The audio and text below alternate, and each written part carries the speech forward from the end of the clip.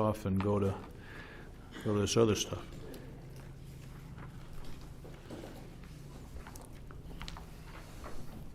Here they come. Here they come. It's good to see you guys back. Afternoon. Well, thank you, Mr. Chairman. I know those bobcats can be quite controversial, so we'll take you through mountain lions. No a lot problem. simpler. But good afternoon, Mr. Chairman, members of the commission, Secretary Hepler, wherever he went. Yeah, so Andy and I have our annual mountain lion update for you, and we want to present the season recommendation to you as well, and take you through all that so you guys can have all this to consider for the recommendation.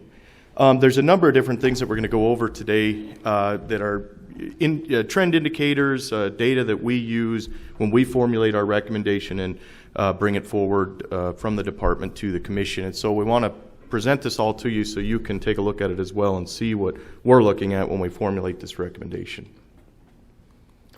First, I'll talk a little bit about mountain lion reports. So anytime that a lion is reported to one of our staff or to our offices, we look into that and we collect information and we enter that into a database. How we respond to that kind of depends on what's available with that report. So if someone calls and says they have a picture or some hair or an actual mountain lion or something like that, we'll go out, we'll take a look at that and try and verify the mountain lion. In some cases, they just say, I saw a mountain lion. There's nothing there for us to look at. And so we classify those as unfounded, which simply means we have some evidence to say that it's not a mountain lion. Unverified, which means we can't say one way or another. And then verified, where we have some physical evidence to say that there was a mountain lion involved. And as I mentioned, we enter these into a database and collect this information. We've tracked this for some time now. And what you can see on the graph that I have in front of you here is, in the red is the total reports of mountain lions that we've received over time. And then in blue is verified reports. So those reports that we're able to say that absolutely there was a mountain lion there. And you can see that those have creeped up over time into the mid-2000s. And then they've started to decline here since the mid-2000s, and they continue to decline. Next, we'll take a look at documented mortalities.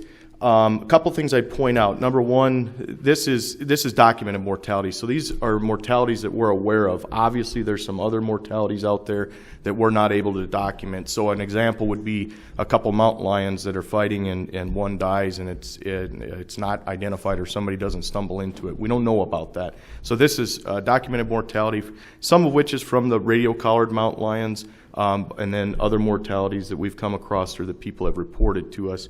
I would point out that this information and any of the information where we're considering harvest, and of course harvest is one form of mortality, we analyze that or look at it on a adjusted year, so from April 1 through March 31st. And the reason for this is so for each period we can consider a harvest within that period. And look at the data that way. And so what I have before you here is, in red is non-harvest mortality, and then in blue is that harvest mortality. And you could see again this the mortalities, the documented mortalities have creeped up over time and then started to decline again these last few years. Interestingly, we kind of see a switch here with the non-harvest mortalities where they're predominant here at the start of when we started hunting mountain lions to now where that harvest mortality is the significant form of mortality, and those non-harvest mortalities make up a lower percentage. As I mentioned, some forms of mortality we're not able to document unless we have an animal radio-collared. There are other forms of mortality, for example, the removals that we conduct, that we should know about all of those. In other words, if we remove a lion, we're going to know about that. So there's not any that we're missing there. And I've pulled this out just to take a look at it. And you can see this is our game, fish, and parks removals over time. And again, we see that increase into the mid-2000s here. And then they've began to decline here the last 3 or 4 or 5 years, I guess. And again, remember that this is we're analyzing this on that adjusted year. Next, I have vehicle mortalities, which again, we feel like we have a handle on most of the vehicle mortalities. There may be 1 or 2 that slip by where it's not reported to us, or the lion runs off and dies at a later time that's just not reported to us. But In most cases, these lions are causing some significant damage to the vehicles, and a lot of times they're injured just off of the road or in some cases deceased on the side of the road. So again, feel like we have a pretty good handle on vehicle mortalities. And you can see how this shakes out over time. We've got a couple of spikes here in 2004 through 6 and 10 through 12. And then in the recent past year, we've just had a handful of vehicle mortalities the last 3 years. So another way that we can analyze this mortality and use it as some indicator of trend in the population or where we're at with population is to use a method that was developed by Wyoming. And what they're looking at is human-caused mortality per 1,000 square kilometers of lion habitat. So what we've done is taken that methodology from Wyoming and applied it here in South Dakota. And I actually have both Wyoming and South Dakota Black Hills plotted out here. So Wyoming's in purple and the South Dakota Black Hills in this blue color here. And so what they suggest based on their research is that if human-caused mortality is between 5 and 8 per 1,000 square kilometers, you would have a stable population. Anything over 8 is decreasing, and under 5 would be increasing population. And so again, you can see for the last several years, both Wyoming and South Dakota Black Hills have been over this threshold of 8 human-caused mortalities per 1,000 square kilometers.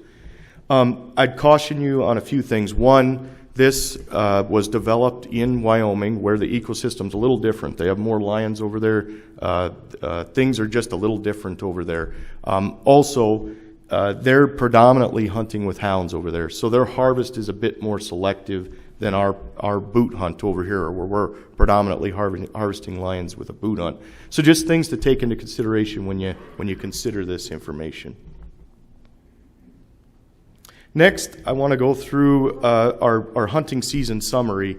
And so you can see I have the years since 2005 when the first season started here in South Dakota.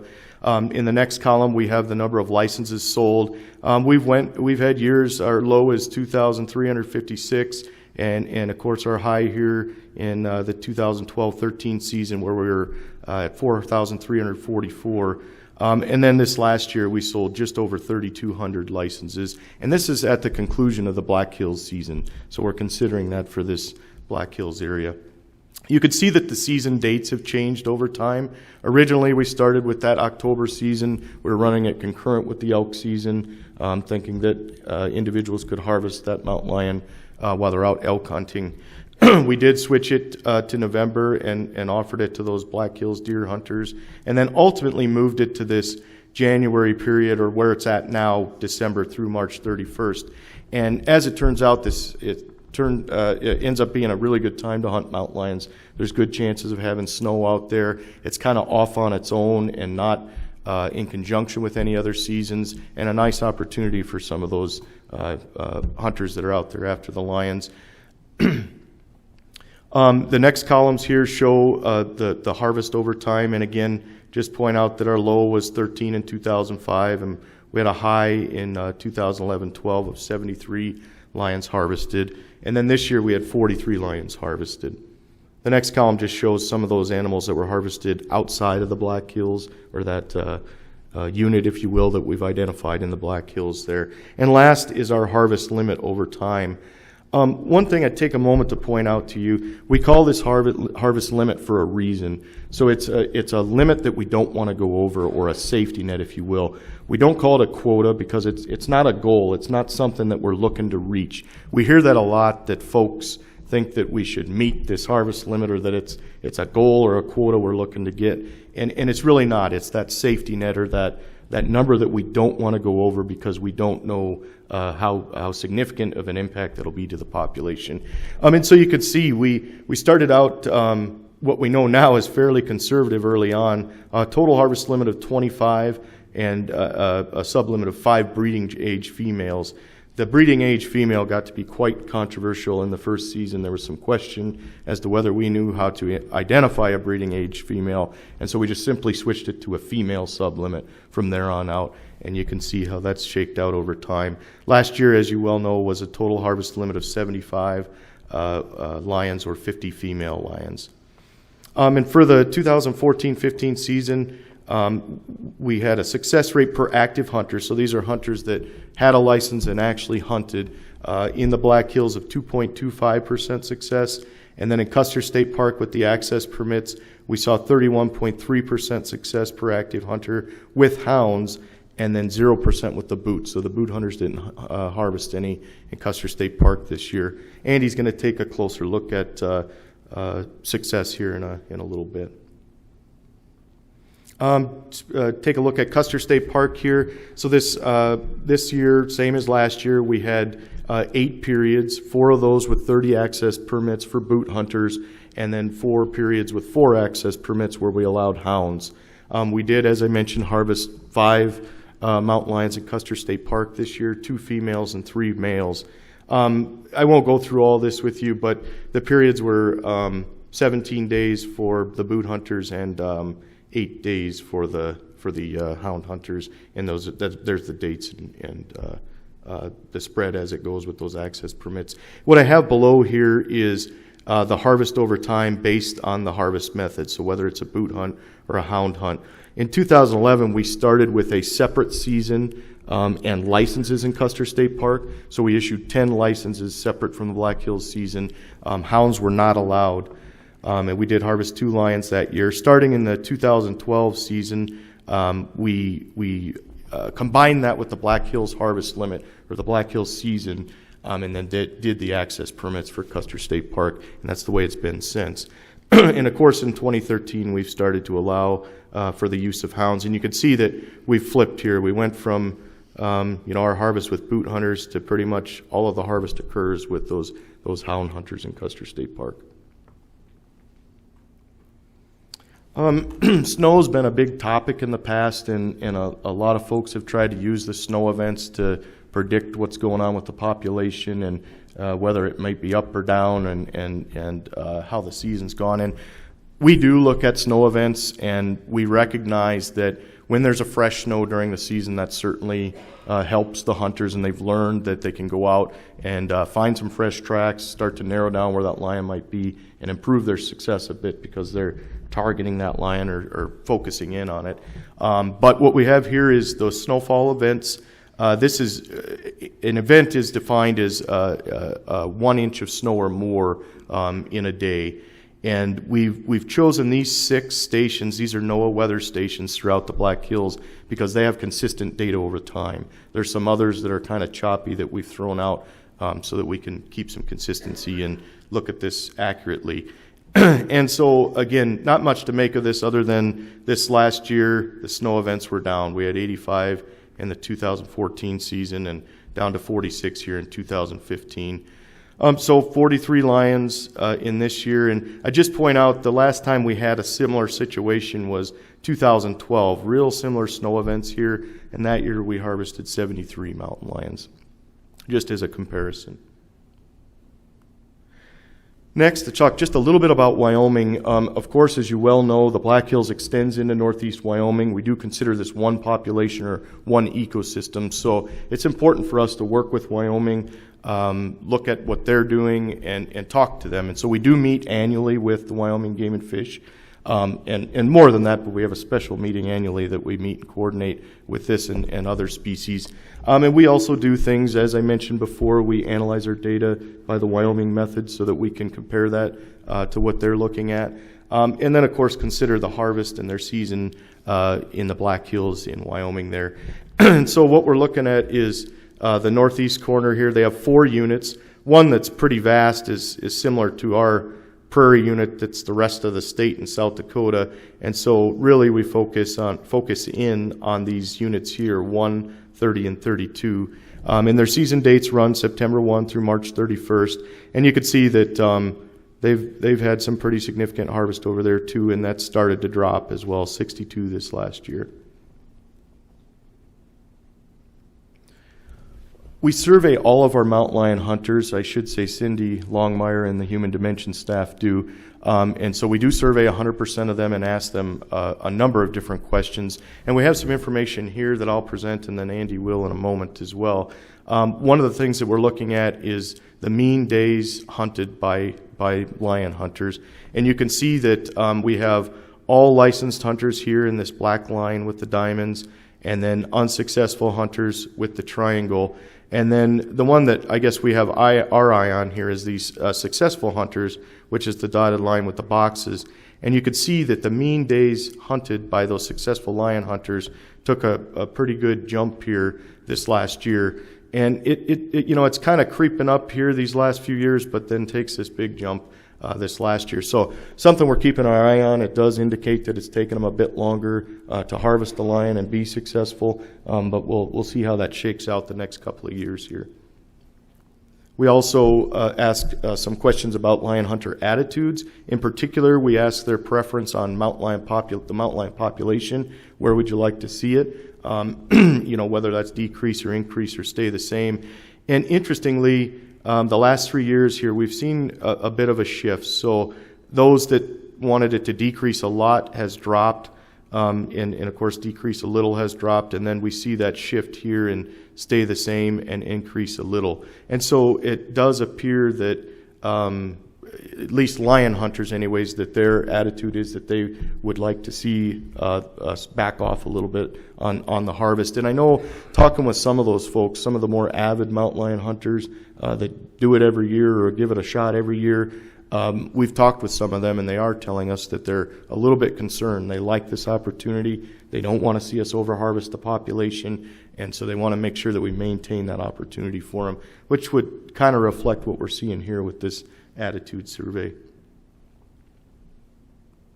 With that, I'm going to shift it over to Andy to finish up. Good afternoon. Afternoon. So we have a few more harvest slides to go through here and some more data analysis with regards to our harvest data, and then I'll talk about some more of our population trend data, and we'll end up with our season recommendations. This slide kind of sums up some of the stuff that John was talking about. This sums up our harvest over time since we started in 2005. You can see our total harvest there peaked out at 73 there in the 11-12 season, and since then we've been on a decline as far as the harvest, and we have not reached our harvest limit the last 3 years, but our harvest has declined all 3 of those years. So just something to look at and something to observe here. Another thing we look at with regards to our harvest data is hunter success, just like we do with a lot of our other big game species. Hunter success here is this color line here, corresponds with this graph here over time. You can see we've been bouncing around that 1.5% to 2% hunter success. This is for all of our licensed hunters. No real trend there that pops out. It's pretty low success, so hard to make much of that. Another thing we also look at is harvest per day. This kind of bounces all over. You can see it's been down a little bit, but got to be a little bit careful on how we interpret harvest per day, because that obviously depends on the number of lions out there and some of the conditions of the hunt, but it also depends on how many licenses we sell and how many of those folks actually hunt and how much time they spend hunting. So we dig a little deeper into that harvest per day data set, as I know you folks are aware, based off of the data that Cindy collects from her hunter survey. We look at our season length. Here's what it was for 2015. We look at the harvest. This is just for the Black Hills season. That's why it's only 38, doesn't count CSP. The number of licenses, the number of hunters that actually hunted. So quite a few of those folks bought licenses that didn't hunt. And then we look at their average number of days per hunter. Then we can calculate this total man days hunted. And then from that, we can calculate an actual harvest per, we put per 1,000 man days. And we just did that so the numbers make a little more sense when you're looking at it as far as a trend indice. And you can see what it's been over time here. This is our estimates with the confidence intervals around them, but we kind of peaked again there about 2010. And overall, we've been on a decreasing trend as far as this harvest per unit effort. We took a pretty big dip there in 2013, as you recall, but this is also the year that we had a lot of license sales, and we actually quantified how many of those folks had never hunted lions before, and we had a lot of novice hunters come into the picture. So as you might expect, your harvest per unit effort might drop a little bit there, but the bottom line is our harvest per unit effort trend has been trending down.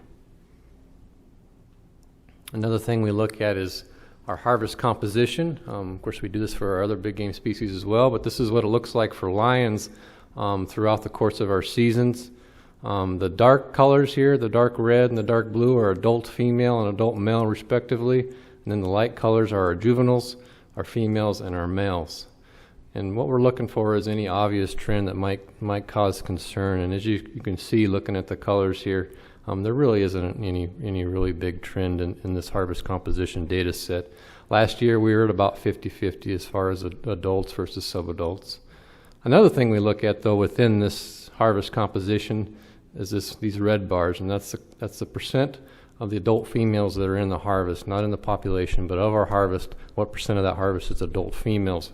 So how many adult females are we harvesting? So you can see here for our trend here, we were about 35% this last year of our harvest was adult females, and we've been pretty high there. You compare that with some of the other states. There's research out there that suggests, your population can sustain 10 to 15%, but even at 25% adult females in the harvest, a lot of populations can't sustain that. Wyoming uses a threshold of around 20 to 25% in their harvest composition data, but again, Wyoming has selective harvests, so their composition is quite a bit different than ours, just based on their hunting methods. So it's a little tough to compare. But the bottom line is we harvest quite a few adult females when you look at lion populations across the state, or across the West. Touch a little bit on research. We've done a lot of research on lions since the late 90s. We've marked or radio collared close to 400 lions over that stretch of time. These are some of the completed studies we've had, everything from general ecology of lions in the Black Hills to prey selection to impacts on some of our big game species. We've really looked at a lot of good stuff on lions in the Black Hills, and we've learned a lot, and a lot of that information that we've learned from research we use in our management and our recommendations actually today. But right now we do not have any current research projects. As you recall, last year we talked about looking at survival of adult females and what the survival was over time, and we could do that and look at that as a potential indice or indicator of impact to the population. But obviously I'm not going to present those data today because we don't have the adult female survival rates. We do still have 10 radio collared lions in the hills. We had 15 at the beginning of the season, but we do still have a few of them out there with radio collars. One of the research projects that we've really been building on here recently is our DNA sampling or our biopsy darting. As you recall, we did a research project here a few years back, just finished up, that looked at this as a potential way to estimate lion populations in the hills. And we learned a lot through that study. We learned some ways that we probably don't want to do it, and some ways we do. And we've been building off of that for our current methods as far as biopsy darting and getting our DNA samples. So we did that this year. We had 3 houndsman teams. One from South Dakota Game and Fish, of course. Jack Alexander led that houndsman team. Steve Griffin kind of led the whole coordination effort within the Black Hills there. We had a Wyoming Game and Fish houndsman or 2 come over and help us with some of these samples, and then we also hired a contractor to help get our samples. About the same as we did last year, pretty similar sampling effort. We did all of our sampling in December, right before the season. The idea there is that we get these samples before the season, and we're making the assumption that these animals are available for harvest. This year we actually divided the hills into 6 sampling subunits so that we could ensure we're having sampling efforts in all the hills. We had a good representation across the hills as much as possible, so we did take some efforts this year to try and do that. So our results was we ended up sampling about 31 lions, or we had 31 samples, I should say. It turned out to be about 29. It turned out to be 29 individual lions because a couple of them we sampled twice because you don't know that. You can sample a lion twice and not know that. Obviously, you can come back 2 weeks later and tree the same lion in a different place and not know that. But 29 out of 31 actually is pretty good, I thought. So we end up with 29 individual samples. And then we had 15 active collars at the beginning of the season. 3 of those actually happened to be DNA or biopsy darted at the same time. So we only end up with 12 animals that we can use out of that pool. But the bottom line is we ended up with about 41 total DNA marked animals out there from the biopsy darting effort and from previous radio collaring effort. And we're using those radio collared animals because we have DNA samples on all of those, so we can pull that into our analyses. Just to give you an idea of the distribution of our sampling efforts this last year, pretty good spread across the hills. We did sample a lot of these areas. We had houndsman's teams out there looking. Some of the conditions are obviously a little tougher in the southern hills, but even in some of these areas we just didn't get samples in those areas. You compare that with harvest, pretty similar overlay here. Our harvest distribution really comes close to matching our sampling distribution, so that probably tells us something. We should have a real good representative sample of our lion population out there through our biopsy darting. Like we do with some of our harvest data, we can actually look at our biopsy darting and look at a catch per unit effort like we look at a harvest per unit effort. We only have 2 years of data, so we're not going to make too much of this, but we're going to start trending this over time and keeping track of how many hours we spend when we're actually pursuing lions to biopsy dart them. But you can see here this last year, out of the 31 lions treated, it took us about almost 20 hours per lion as compared to the previous year of a little over 12. And that works out to be about 5 lions per 100 hours this last year versus 8. So it took us quite a bit more effort to get our sample this year as a bottom line. So for our population estimate, we use those DNA marks in a mark recapture Lincoln-Peterson estimate. It's a modified Lincoln-Peterson estimate for small sample sizes. We had 41 available DNA marked animals. And again, this gives us an estimate of adults and subadults as of January 1st, 2015. That's what it backdates the estimate to. So here's our estimate. Here's the 41 we had available. In the Black Hills, we had 43 adults and subadults harvested. We had 9 samples returned, so 9 of those 43 animals were lions that we had biopsy darted or DNA sampled, I should say. So our population estimate for adults and subadults, when we run it through the Lincoln-Peterson estimator, is about 185 adult subadults. You can see our confidence intervals, our 95% confidence intervals there, pretty wide. We add in our kitten estimate based on previous research looking at pregnancy rates and litter sizes and kitten survival and what have you. We get a kitten estimate of about 60 for a total population of about 245. So where does that look like over time here from when we started doing these analyses and estimates? So here's our Lincoln-Peterson. This is what the Lincoln-Peterson model estimated this year in 2015 using all of our DNA sources. And this is over time. Now, last year, if you recall, in 2014, we did a Lincoln-Peterson estimate using our radio-collared lions, and we did one using the biopsy darted lions to compare the two estimates to kind of see if we wanted to make the switch over to biopsy darting. So we compared those two.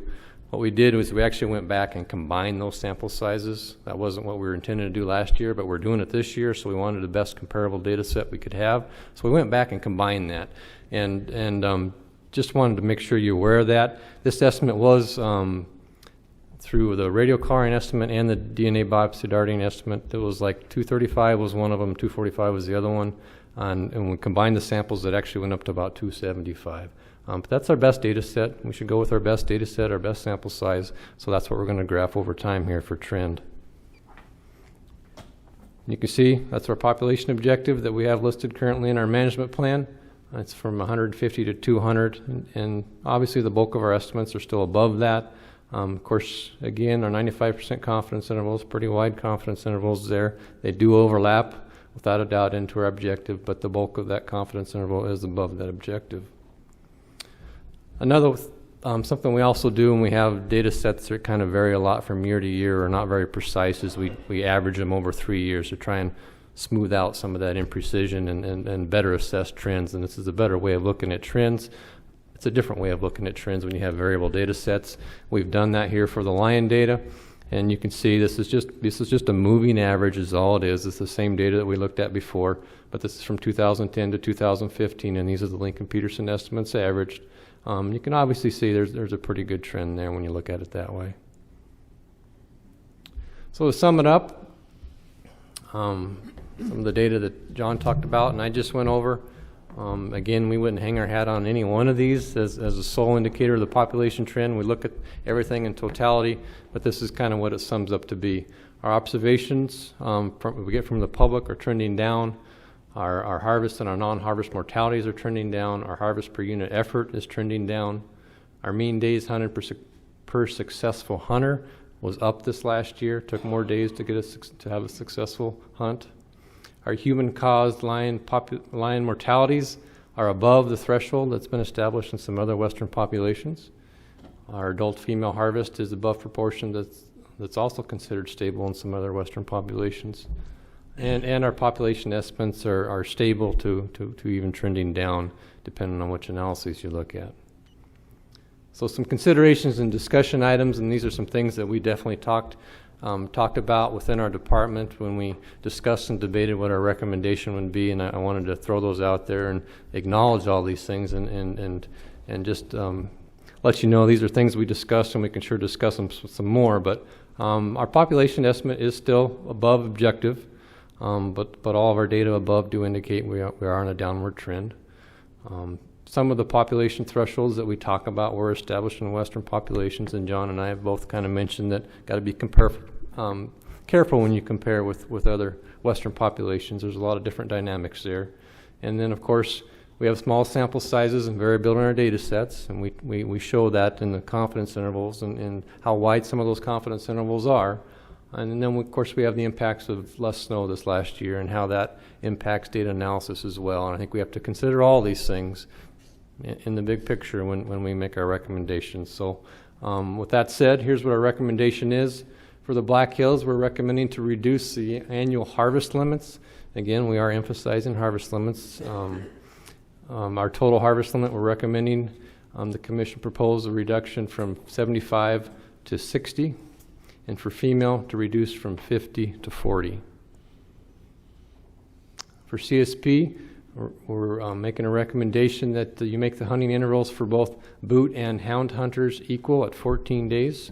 The reason for this is that previous hound hunting intervals have been a lot shorter, about approximately a week, and sometimes you just don't have a good snow event or good weather during that week, so it's a pretty limited opportunity. So based on what field staff have been hearing, we feel it'd be a better way is to make those hunting intervals equal so that folks have an equal chance of having some good weather during the hunting.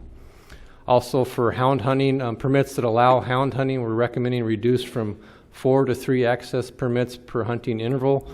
Again, from field staff recommendations, there's been some hunter crowding issues with some of our hound hunters. Folks actually running the same set of tracks and some issues there, so we're recommending kind of reducing that hound hunter density just a little bit, but recommending a reduction in that. So total permits would be 12 compared to 16 in 2015. Now for those permits where no hound hunting is allowed, again, we're recommending reduce from 30 to 15 access permits per hunting interval, and this is from field staff recommendation of crowding issues. And we're also recommending reduce from 4 to 3 hunting intervals, because if we make them all the same intervals, somebody's got to have a shorter interval, and the hound hunting demand, or the demand for our hound hunting permits, is really high in the Custer State Park compared to those for permits that just allow hunting, boot hunting. So total permits for boot hunters basically would be 45 compared to 120 in 2015. And then we're recommending allowing some non-resident opportunity to allow 250 licenses at $121 a piece. This would exclude CSP. This has been a discussion topic for several years and came up again this year, and we think it's something our population could withstand, and it'd be a small number of non-resident opportunity, and it would be a good opportunity that we think some folks would enjoy. So those are our recommendations. With that said, we'll open it up to questions. Jim, go ahead. I think we have one already. We have a question. You told me how well the lion population's doing a couple of years ago. So, how would you come up with the number 121 now? Yeah, John. Why wasn't it 119? Well, 50? Mr. Chairman, Commissioner Spies, Andy and I are giggling because there was a lot of discussion on what the price should be. Secretary Hepler even jumped in and offered his suggestion, which I thought was excellent suggestion.